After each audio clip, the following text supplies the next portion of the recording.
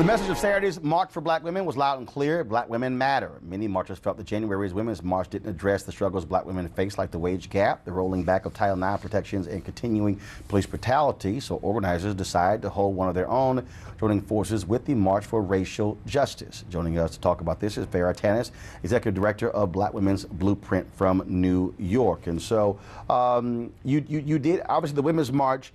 You had, several organizers were African American, Latino as well. It was a broader discussion, and this one took place on the anniversary of the Million March for Black Women. This is the 20th anniversary year of the Million Women March, which occurred, and it was an amazing march. And we know, not without controversy, because it came soon after the Million Man March 20 years ago. And so this march took place over the weekend, and admittedly so, initially it was directly in response to a racial justice march, which was happening at the same time. So we decided to do the same thing. We decided to organize a march for black women, which would really, truly focus on centering black women's issues. Not just saying their names. Say her name is wonderful. To be acknowledged is critical politically, I think, and socially, in terms of the political and social deaths that black women have experienced throughout history.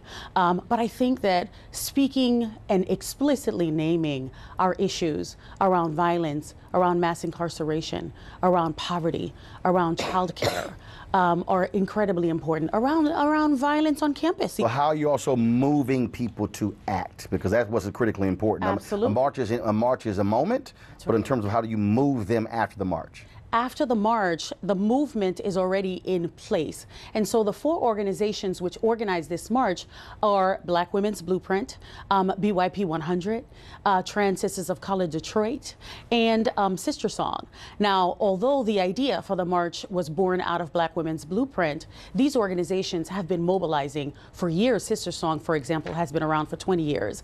As an individual, I've been organizing for over 20 years, not only transnationally, but also in the United States, around issues of women and girls, around issues of trafficking, around issues of domestic violence, issues that we experience on a daily basis, but never really make their way into the spaces and onto the agendas when we talk about racial justice and when we talk about building peace in our communities and prosperity in our communities, which for us goes beyond capital.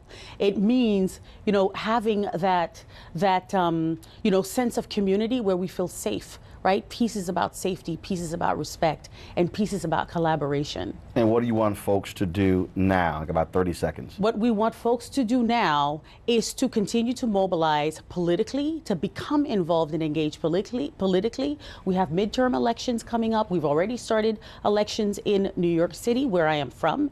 And so we want black women to have their voices heard. I know we took a big hit after, voting in such great numbers. I think 94% of women voted for, the Democratic candidate. So keep doing that. Don't give up.